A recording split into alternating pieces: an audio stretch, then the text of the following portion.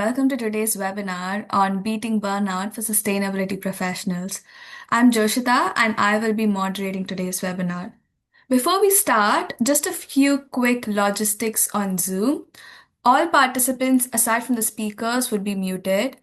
And this session is intended to be driven by the discussions and ideas from you all. So you're welcome to share your thoughts and questions via the chat throughout the session. So, to start with, why is today's topic even important? A study by Oxford Brookes University found that 67% of sustainability professionals are burnt out. Let's sit with that for a moment because that is not a small percentage.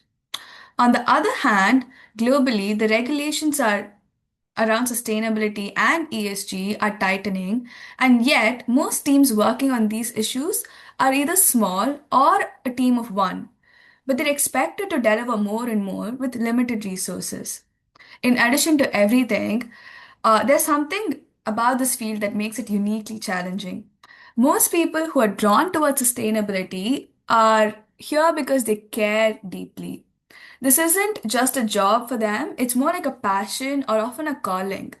And when you're trying to solve a problem which is this big and this urgent, it can feel like the weight of the world is on your shoulders. And that's a huge responsibility to bear.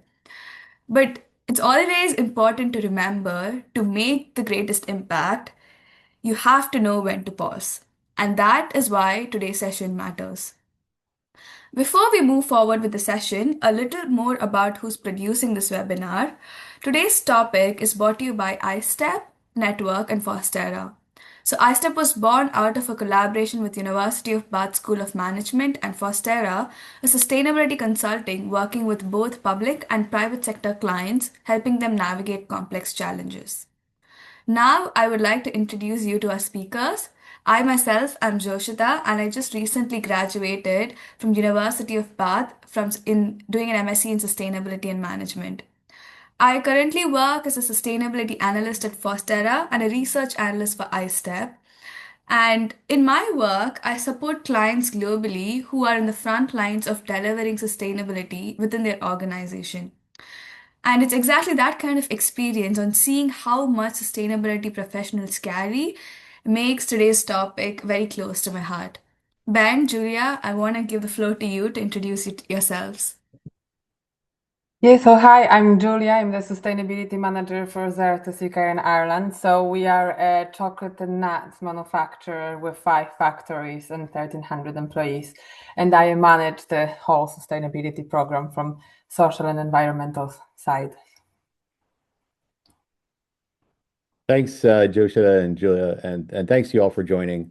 This is clearly a hot topic and a consistent one that I've experienced over the past 20 years working with sustainability professionals across the globe. My name is Ben Foster, and I'm CEO and founder of Fostera. And by working on the leading edge of sustainability initiatives for that time, I really had the privilege of working with many, many talented and motivated people.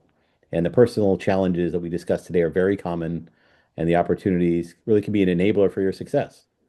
We hope this discussion will help to encourage you and to provide your thoughts. And we ask you to provide your thoughts and questions in the chat. This is a different kind of webinar. Think of Joshua as your host. And as we go through this conversation together, feel free to be part of that. Thank you. Thank you, Ben, and thank you, Julia. Let's take just a brief look at today's agenda. We'll open with a brief overview on how to utilize iStep's resources to its fullest potential.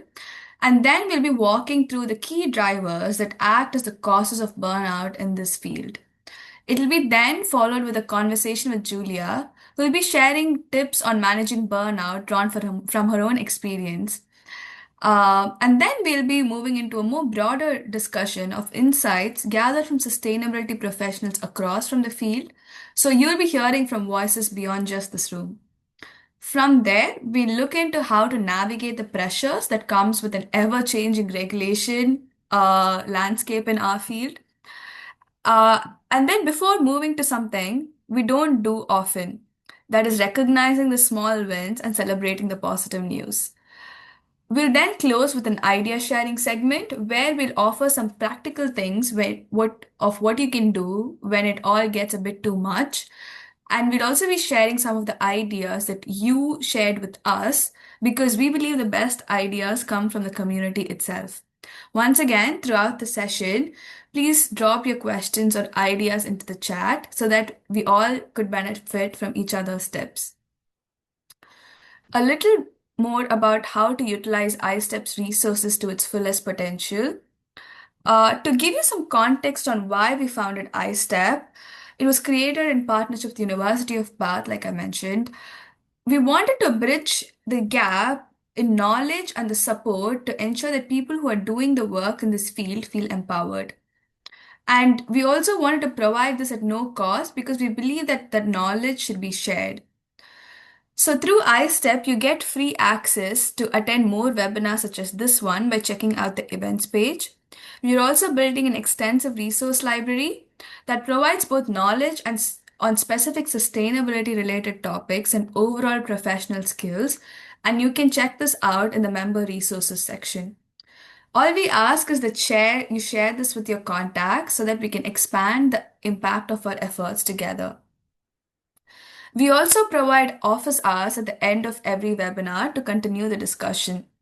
It's like a dedicated space where you can check in with our team about any specific questions that's relevant to your business or your task.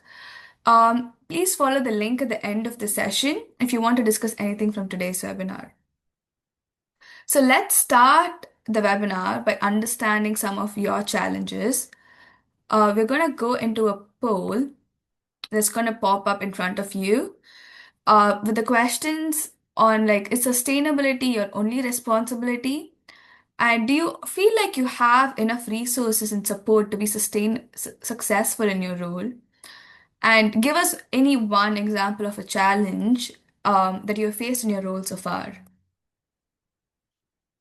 I'm going to give you all just a minute to fill out the answers.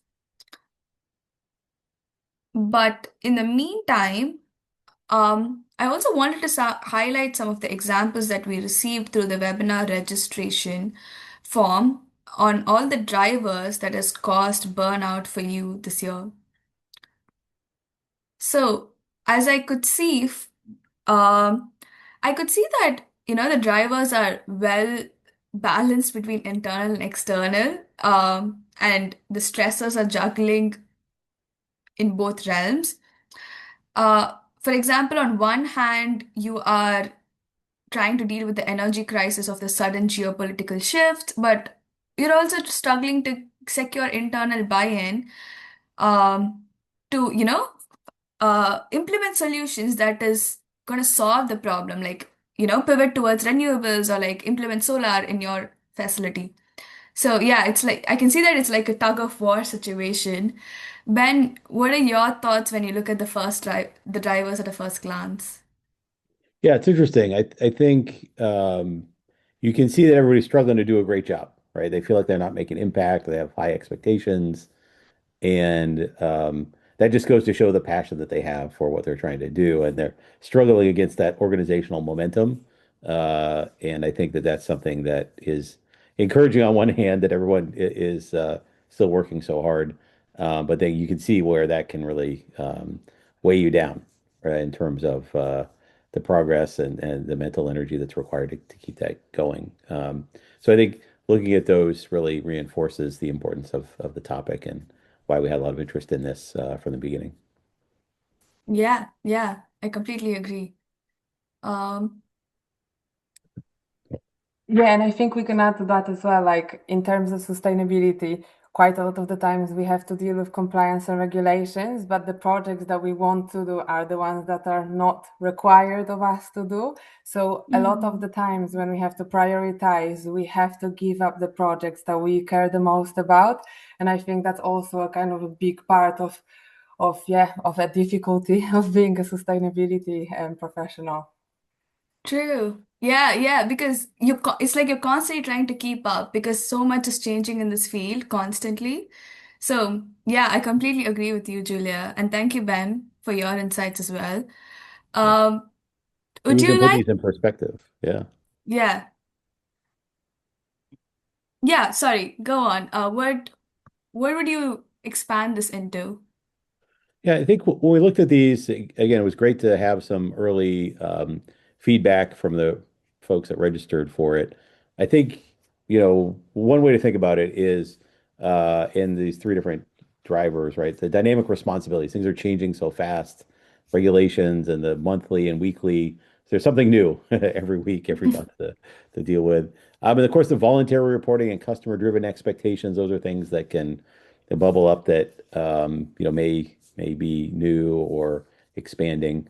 So that's one area. Resource constraints, right? We hear that like, okay, now we have to adapt to those, but where do we find the budget? And really, I mean, so much of what we do is new, right? It's not Mm, like in a function that already exists. It's something, it's a new challenge, it's a new process, it's a new something. And so, organizations, they struggle with change a lot of times, regardless of what that change is. Um, and so in this space, finding the budget or the new staff or, the roles and responsibilities that are expanding to do more, but the resources that are available are usually lagging. And then finally, I think what we're hearing is the support and the skills, right? You need a broad set of skills because there are so many things that are evolving and changing. And sometimes that isolation in the role, when it's a team of one against, an organization of thousands or, maybe hundreds of millions or billions of dollars in annual revenue, that's a lot of work, a lot of heavy lifting. And C-level and management support, I think what I've seen recently is that there's some generational change in there, and sometimes the next generation that's taking over some of those companies are beginning to have a more um, direct sort of awareness that this is an issue they want to tackle, and so there's some buy-in in there. But if oftentimes that's not the case, then there's a lot in there. Julie, what do you think? Do you seem like Yeah, I mean, I think like that slide literally describes the daily life of quite a lot of sustainability professionals. And I think, a lot of the times, which I found personally in that situation, you work to get the funding and then you get the funding and then something happens and then suddenly you don't have a personnel, or the time. And then so, like then you're like, okay, another challenge. So I'm just going to try and tackle that. And then something else happens when you have to throw everything, and do something different. So I think it's that kind of, yeah, constant juggling and making sure that we respond and we're really adaptive to how we work, in our daily life. And I think, yeah, that passion and drive, is very important. And so is the kind of relentless optimism and just not giving up really. yeah, that's great. yeah. Thank you, Ben. I think that's a really great summary when you put everything into perspective. Julia, I would like to pivot again to you. You shared, your thoughts about the drivers which is causing stressors to most people in the sustainability field. But to set everything in context, you shared a little bit more about your role when you introduced yourself.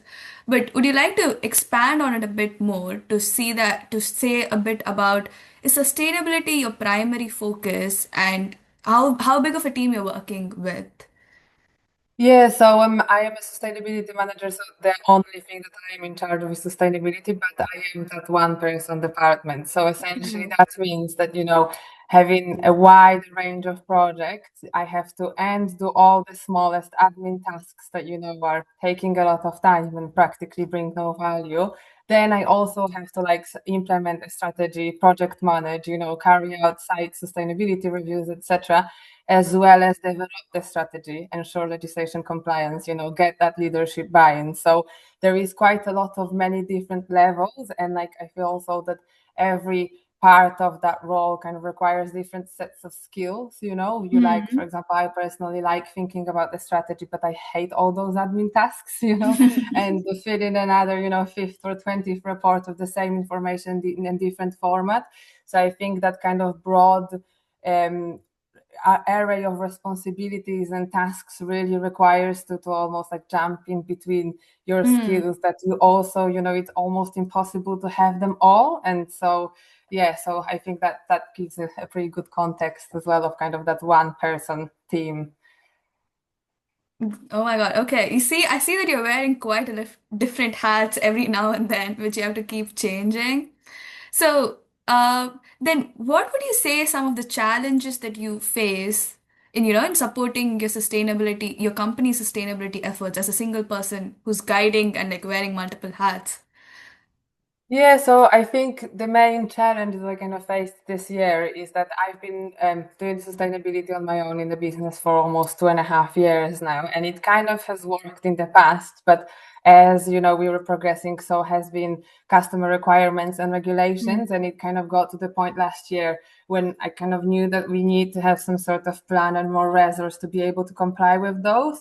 So there was an unexpected delay, and while I had that kind of perfect strategy in place to help, and I was supposed to have the resource secured as well to be able to comply with all those, that delay meant that I came into this year, having a range of projects planned and having a range of, tasks, mapped out that I had to do on my own. So that kind of being heavily under resourced, I think it's a big challenge. And again, as I kind of said before, when you have to prioritize tasks, the ones that you really have to do are most often exactly the opposite of the ones that you really want to do. So kind of getting that satisfaction and feeling that you're doing an impact is particularly difficult when you're under resourced. Oh my God. Okay. So to pick up like to follow up on like something that you say that when you have so varied responsibilities and you're the only person in a only person of one person who's handling the entire sustainability department. I think a lot of our participants can see themselves in your shoes. So based on your experience, because I can see that you have juggled this for quite some time now, what advice would you be giving for people who are in the same shoes as to manage multiple responsibilities as a single person who's leading the sustainability department without burning out in the process or like letting things slip up? How would you say they could prioritize and manage these? So I think there are kind of two main areas in which we can kind of make things slightly better for us. And the first one is that kind of planning and organizing. So it's about getting really real about what you can do, what are the things that you want to do, how long do you spend time on doing certain things, and how long you actually have to spend time doing them. And then I think using that to kind of set healthy boundaries both with yourself, and the company, and asking for support when you need it. I think that's that kind of first part. And then the second part, I think, is also taking care of yourself. And our mental, like the way we feel really determines our mental resilience and our ability to respond to problems and deal with them as well. And I think, obviously there are things like nutrition, health, sleep, etc., the kind of obvious parts that we kind of all know that we should be taking care of.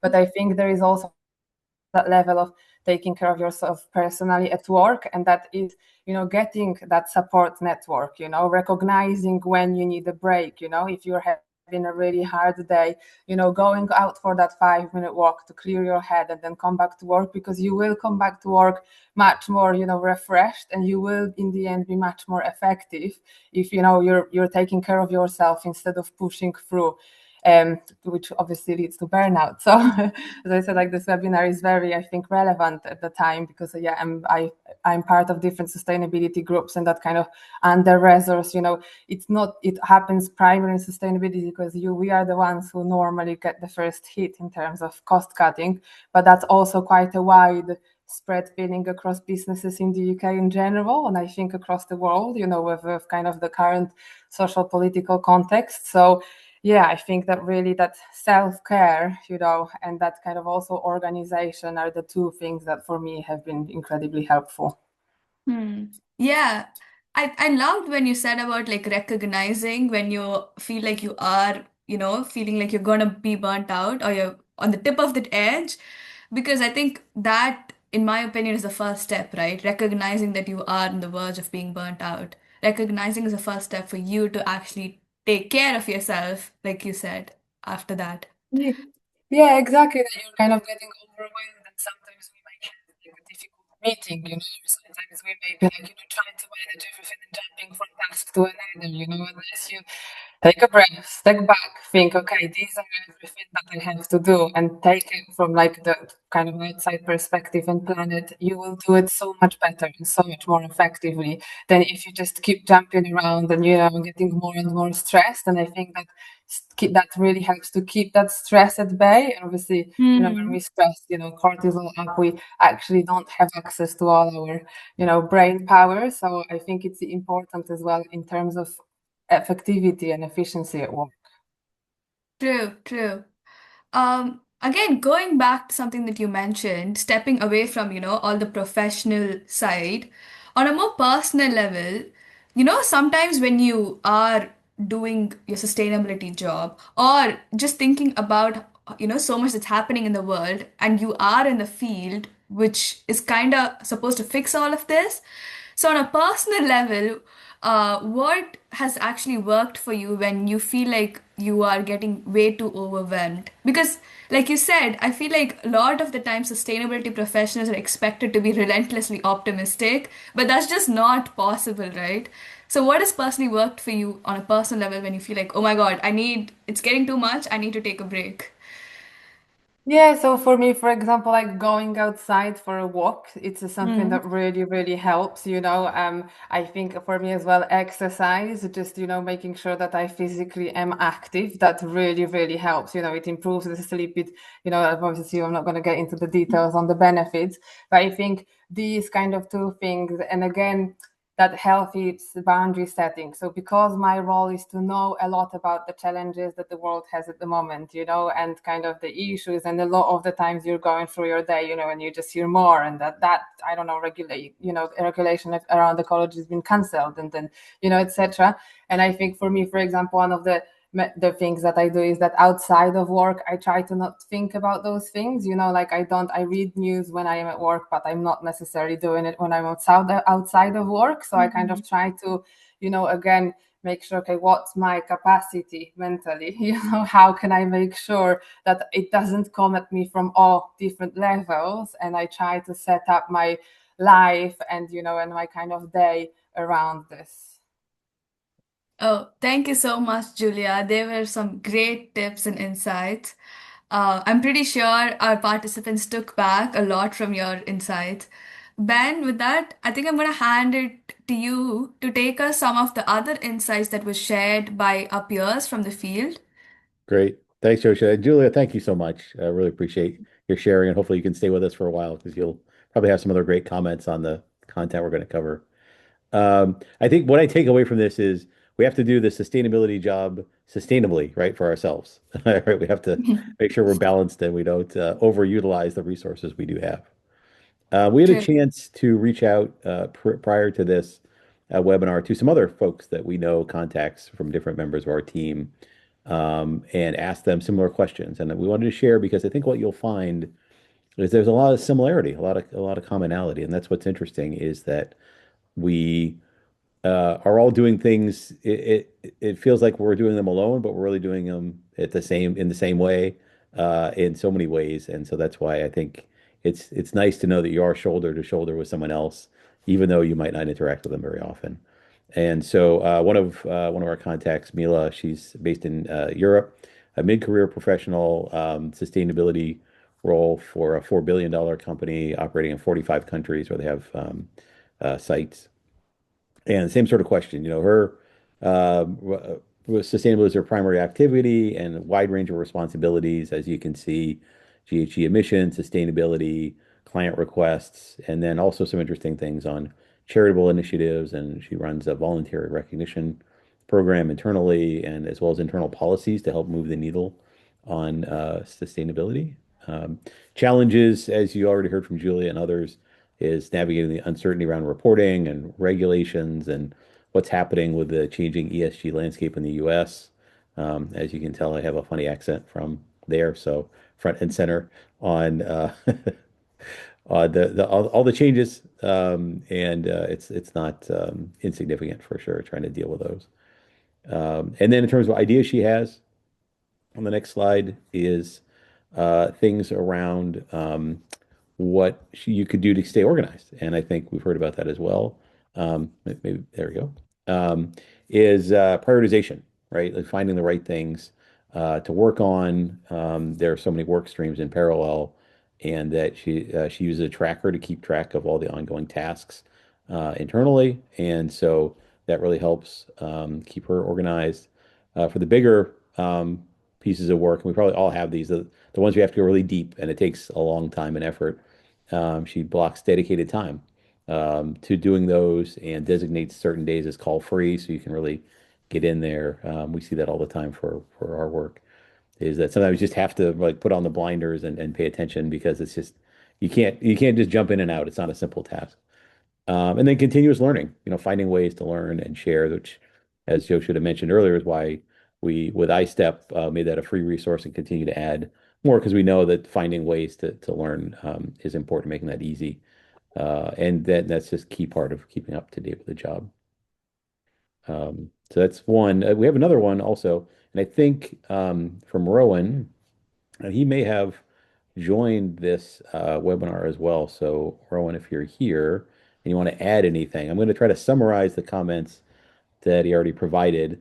But there's a chat, so more than welcome to share any other thoughts here. And if you wanted to let us know, we could probably turn on the mic for you as well if you're here. He's a based in New York City professional for a sustainability professional for an international food company called Acme Smoked Fish. And in his role, it's his primary role, but it takes a lot of different shapes. They have a team of four, two in the U.S. and two in Chile, and they have a wide range of functions, similar responsible sourcing, carbon accounting, supplier engagement, waste reduction, and broader corporate sustainability initiatives. So again, same theme, right? All the things under the sun that are sustainability. And the challenges are, what he's described. It's interesting. This happens as well. Is that sooner or later money is involved, right? We need to invest in this. We need to upgrade that. We need to put a program in place. We need to, put a system in place, and so that those tend to come with a price tag. And so that has to be prioritized, right, against everything else that a company could do. And with supply chain challenges that we're seeing over the last year or so, and tariffs and this and disruption, I mean, that's driving costs that compete with other initiatives that you could do. And so that's definitely a challenge for him. And then pitching ideas internally, he hears no fairly often. And that's something we have to be okay with. Know that, I mean, having worked for a long time now in a number of different roles before sustainability and within it, um, is that every department has that. So don't feel like it's you. Like every other department, when you're in marketing, you ask for money and they say, no, we can't do that now, or you have to cut the budget. That's super common. It's not specific to sustainability per se, but sustainability is something you could say, well, we can defer what's going to happen in 2030 for a little while, but we have to be, good for 2026. And so it does compete in a slightly different way. But then, when he gets the green light, it makes the effort worthwhile. And that's something we're going to talk about is recognizing those small wins. And then some other ideas that he shared with us through our team on the next slide, Joshua, is staying hyper organized. Again, I think this is a theme we keep hearing. Staying organized is important. And engaging people across the entire company. This is something that is super powerful, I've found, is because there are so many things happening in the organization both ways. Like there are great stories you can pull from and learn from and share, but then also you need to get that buy-in. If you just drop in and say, "We need you to do this," and you don't understand why or how, or, they don't understand why or how, then that can be a total roadblock and keep you from being successful. And then I love the concept of keeping clear notes, and that's so important. Someone turned me on to using Evernote, 5 or 8 or 10 years ago, and now I have 1,000 Evernotes on every conversation, and that helps me keep track of where we left off, and maybe come back 6 months, and you want to be able to follow up. But there are a number of tools like that, so you can make real progress. So I think that's great. Um, and so I'm going to turn that back over to Joshua, because you've got another example as well. Yeah, Ben. But yeah, thank you for sharing those insights from Rowan and Mila. They were really great insights. I spoke about this topic to one of my contacts. She's Julia too. Again, a single person sustainability team. She's the head of the sustainability of a fasteners company, which is operating in 9 countries. And and this is a topic that she's really passionate about on like beating burnout for sustainability professionals. So when asked about as a sustainability person in the organization with limited resources such as herself, what tips would she give to effectively manage, multiple projects across tight timelines? The first thing that she said was pick 3 projects that you could focus on for a fixed period of time. Because when you are a one person team, anytime that you focus on anything more than that, it can mean that your quality of work could get affected. And personally, also, it affects you because you're trying to juggle multiple things at the same time. Secondly, also ensure that any project that you pick aligns with your business strategy and customer expectations because this helps you build momentum and also get internal buy-in because it's your initiatives will be somewhat related to the overall business strategy. And again, like staying organized, staying on the same track of the suggestions that was given. She's like plan, plan, plan because deadlines tend to be cyclic in nature. So at the start of the year, form a plan based on the deadlines that you have and stick to it, but obviously be flexible where needed. And then, when asked about what strategies she would give specifically for a single person sustainability team to manage burnout, she said that ask for support, do not suffer in silence. At the very least, this is gonna tell or indicate your manager that you are on the verge of burning out. Another thing is that she said set boundaries for yourself, like Julia suggested. Be very realistic about what you can achieve in your contracted hours and do not take any, work beyond your working hours or do not work without taking a break. And another thing which she really emphasized was that remember that when you are taking a break, this doesn't mean a lack of commitment or passion. Because only if you do rest, it is going to give you that energy to make that impact that you want to create in the long term. And oftentimes, we can also notice that also this is another challenge that many sustainability professionals face. Sustainability is seen as a nice to have thing rather than a department of its own. So, on any tips that we could, to change this perspective towards sustainability in the organization, she said that every chance you get, know that you are a specialist in this field for a reason and share your opinions. It's like planting a seed. Not every seed is going to germinate, but it's going to make people aware that this is as important as every other department in the organization.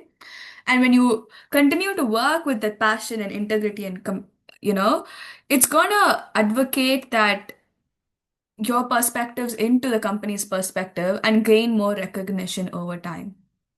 So those were the tips that we got. So we had these are all the tips that we got from our contacts, but we would also love to hear from you. So do drop in chat if you have any other thoughts or ideas that has worked for you while before we transition to the solutions. And Joshua, we just realized that the chat wasn't enabled for everyone yet. So we've been asking you all to do the chat, Oh, but you haven't been able to. So it's on now, and you can see some chats coming in. So some comments. So sorry for that. We've encouraged you to do something that we put a roadblock. Speaking of those, for you. So I think just want to let you know that it's now live if you do want to share. So sorry about that inconvenience for folks that maybe had some comments already to share. Ben, when we wait for chats, I would like to ask you a question. You've had experience with working with sustainability professionals for so many years now. So, from your experience, what tips would you give to balance, ambitious initiatives or goals with what is realistically possible on the field?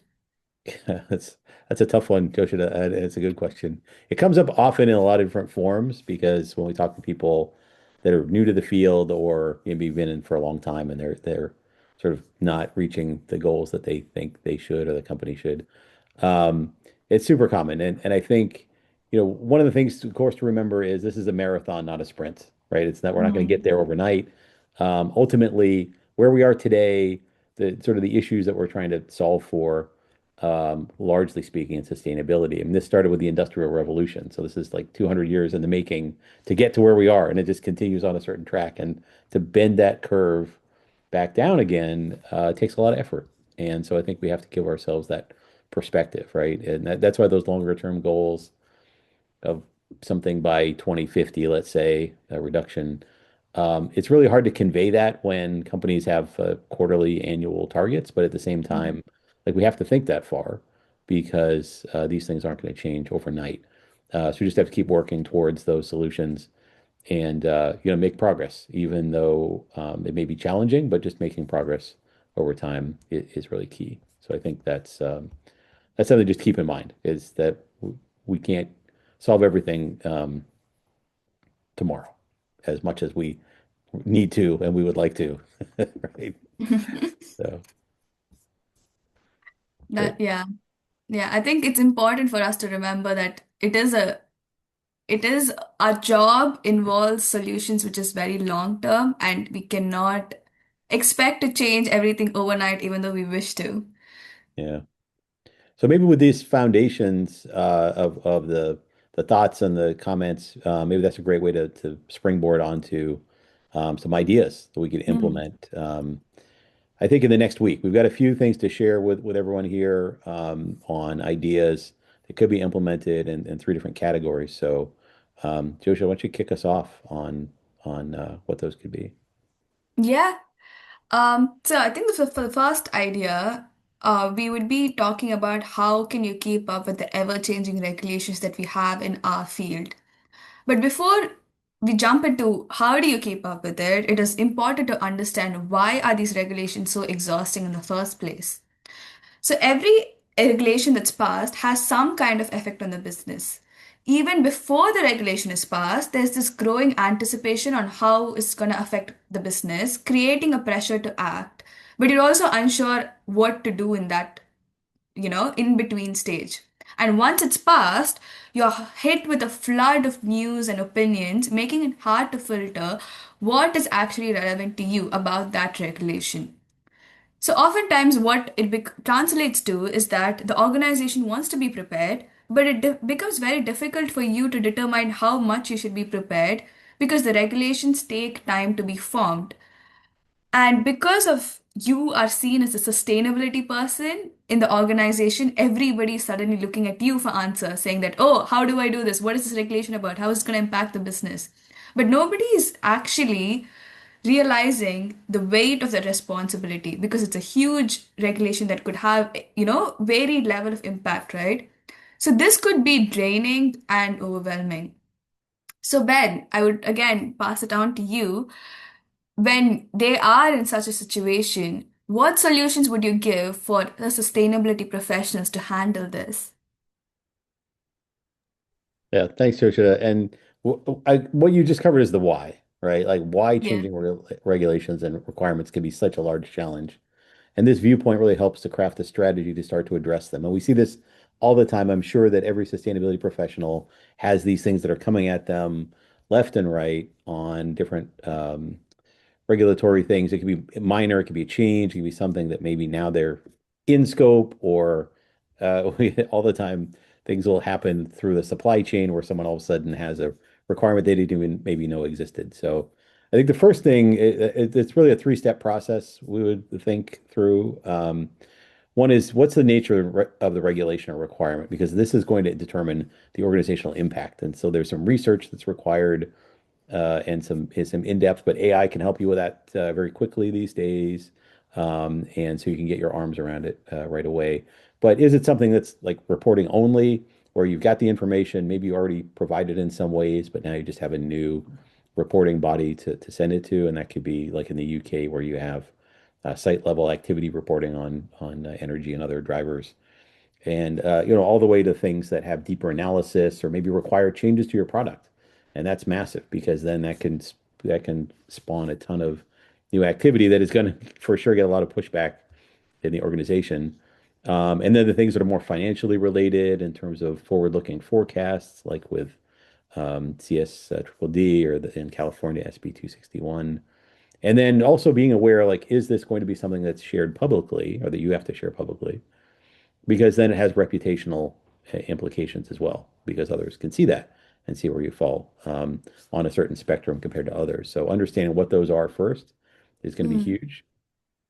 And then the next two steps, once you have that, really turn into looking at developing an initial action plan. So, how might this impact the organization? Why is it subject to regulation? What's the timing? And what's the intent and potential upside? Like, what are they really trying to accomplish? And so understanding that, and that's, I think, your responsibility to help frame it, because if you don't understand this, everyone else will take their little sound bites or piece of it that will be harder to communicate. But then, in terms of once you get your arms around that and figure out like what this could mean, is communicating. And I'll jump to the punchline here, which is, don't own the problem, you own the solution, because you need to be proactive with the departments and the staff that are impacted, and talk about the level of effort. But they're going to oftentimes see you as the messenger of the bad news or the requirements, and so it's important to come in objectively. You don't have to apologize for it. It is what it is, right? The sun came up this morning. Can't apologize that it's in your eyes and I can't see. It's like it is what it is.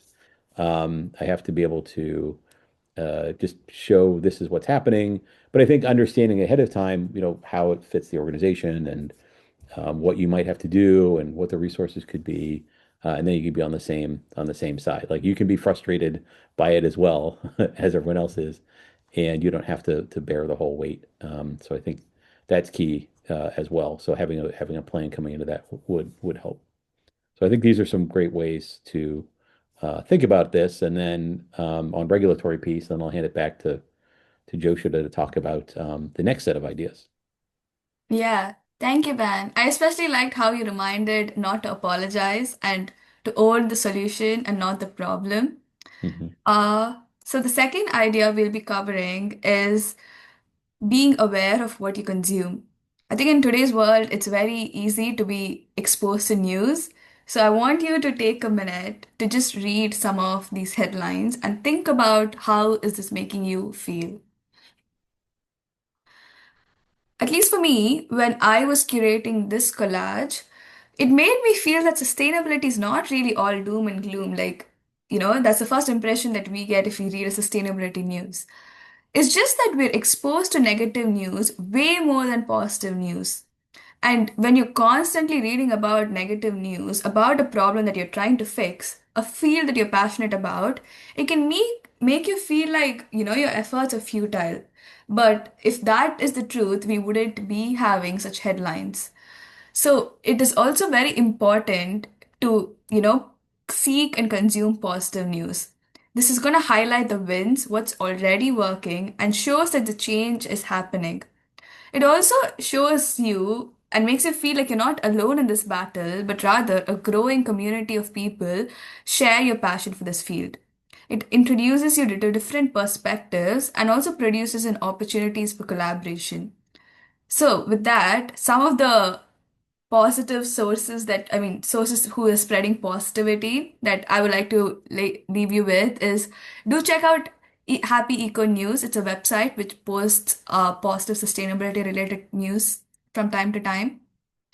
Or if you're like me, whose main source of news comes from social media, from Instagram, you can check out the Garbage Queen, Sam Bentley, and Wattle Media.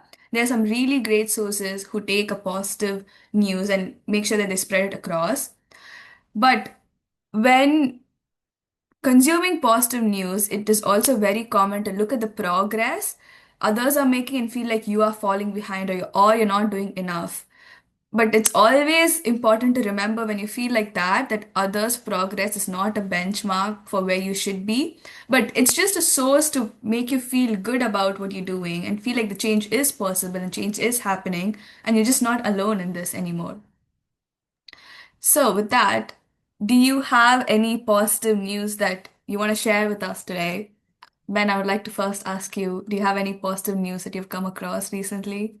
Yeah, thanks, Joshua. I think This is so important topic, and I love that you brought up that when you see positive news, sometimes it can, it's encouraging, but you want to think like, oh, wait a minute, now we're not moving as fast as others. So I think that's a good reminder to take those ideas and run with them. There's a saying from the author William Gibson that the future is here, it's just not Mm, evenly distributed yet, which mm. means that you can see that the where we want to go exists somewhere in the world. So we can pick those ideas and spread them out. And so I think that's huge. In terms of news that I've seen, positive, this is a bit technical, but just in the last year, there continues to be really strong adoption of battery storage and what's called distributed energy resources, which are ultimately reducing the carbon emissions on the grid, especially with so many increase in electricity consumption overall. And that also reduces the need for new power plants with fossil fuels and helps to balance the grid. So that's something a little bit technical that can help everyone. And so that's a good one that I like to follow. Yeah, yeah, sure, Ben. That does seem very positive, seeing that the grids are getting more, greener. Yeah. Um, yeah, with that, I'm going to hand it back to you, Ben, to discuss our last idea for the day. Great, thanks. And so I think all these are great lead into sharing small wins. And so I can guarantee everyone that's part of this webinar that you have something interesting happening in your organizations or something to celebrate even in the last year. So understanding, documenting, and sharing these can be really powerful to your mission. Just like we saw that the power of positive news, like where do you get that news from? You can get it internally and you can share it internally. We're just going to jump into a few examples of the type of real world actions that can happen, that are happening, that have happened. And how do you think about talking about those in a way that connects them to sustainability initiatives? Because they tend to happen in a specific area that may not have even initiated within your function. So, of course, overall ESG initiatives, when you set targets, for instance, for supplier human rights improvements, that's big because it's helping to move forward from a societal perspective. So if you can quantify that impact and share the personal stories from those suppliers or the individuals that are impacted and align that with a corporate culture, that's a win at the C level, right? That's something that they're going to see that we're aligned with our mission, and the rest of the employees on the team, that's something they can take pride in knowing. Um, Community engagement, I'll just jump through a few of these, volunteer activities with local groups that you may have, maybe giveaways, maybe days of service, something like that. Those are huge. You can share the personal impact in that community, and especially those of you who have multiple, facilities around the world, around the countries, that what's happening in one area probably doesn't get shared often. So that will maybe encourage others to do something similar. And again, even your customers will be interested in the kind of work you're doing in that space. And then another one is product innovation. So all the time, your customers or your product development teams are looking for ways to maybe reduce packaging and reduce costs, and those things have a net impact on reduction of material usage and carbon emissions, and you can quantify that in terms of what's happening overall from a sustainability perspective. That's where cost and operations and sustainability all come together for a triple win there, and sharing those successes can be huge. So some ways to think about finding those is, as I mentioned, it's definitely happening. It's not visible enough. So, even in a company of 50 employees, it's super hard to keep track and communicate all the things that are happening or could happen.